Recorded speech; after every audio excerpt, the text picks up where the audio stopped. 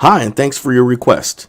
Today I'll be going over 9 areas in what is known as the Transfer Disclosure Statement. I'm Raymond Corrales, broker and owner of Anthem Real Estate. For the last 15 years that I've been selling real estate, I've seen many happy buyers turn into disgruntled buyers after they move in. Most of the time, the issues were created because the seller failed to disclose properly. Just to be clear, I'm not an attorney and I'm not giving legal advice. My main goal is to cover 9 areas of the Transfer Disclosure Statement. I'll go over what to do and what you'll want to avoid doing. Now, this isn't a guarantee that the buyer won't come back and try to sue you. Rather, it will show you how to decrease your odds dramatically from ending up in court just by filling out the transfer disclosure statement correctly.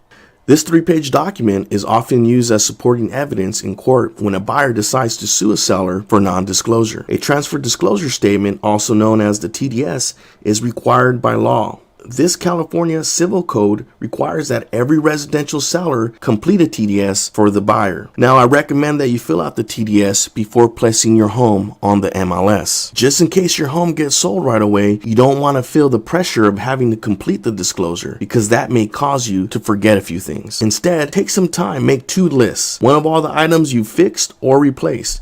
Include any remodeling and any additional square footage you've added to the home. Second, go through your home and make a list of items that do not function properly. A good tip is to order a home inspection so that you understand what areas of your home are not functioning properly. Now, you can choose to remedy those issues or not, but either way, you'll still have to disclose the report to the buyers. This shows the buyer that you're being transparent, and this makes them feel secure moving forward. The first area I want to cover is the date of the disclosure.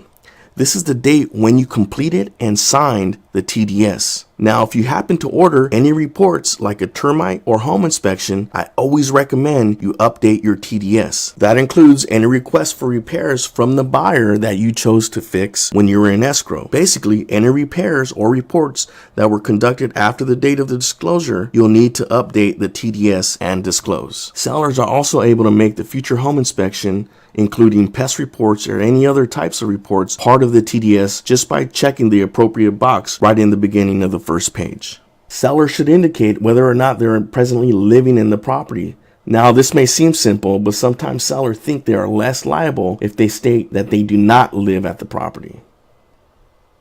The main thing you need to know about the TDS is that as a seller, you are not warranting the condition of the home, simply disclosing its condition. Sellers should check only the items that pertain to the home. For example, if your home does not have a sump pump or a gazebo, you don't check those boxes.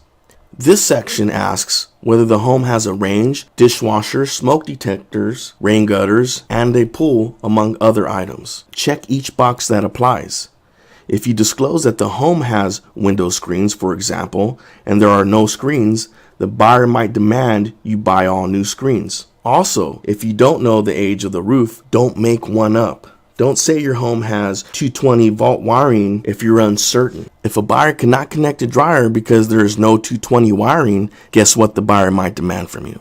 Now, if you check the box that asks if there are any significant defects or malfunctions in Section B, you will need to describe them. If you don't have enough space in Section B to describe, you can always write on a separate page and attach to the document. Even if you don't think the defect is significant, you should disclose it anyways.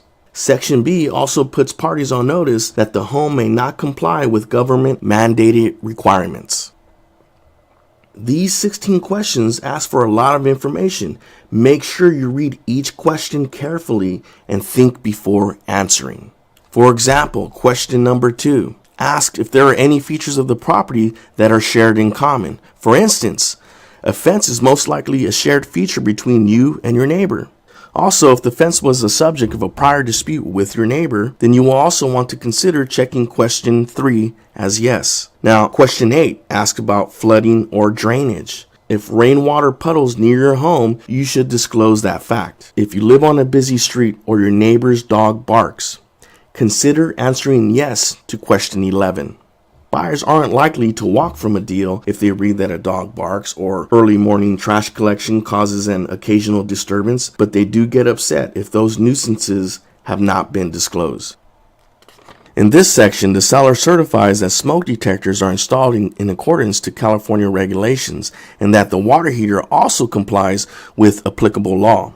If you're selling a property within the city of Los Angeles, you'll also need to install carbon monoxide detectors and an earthquake shutoff valve, which is disclosed in a separate addendum. The Civil Code provides a buyer with the right to rescind a purchase contract for at least 3 days after the delivery of the transfer disclosure statement. Now, I always recommend that you get the TDS to the buyer within 48 hours of opening escrow.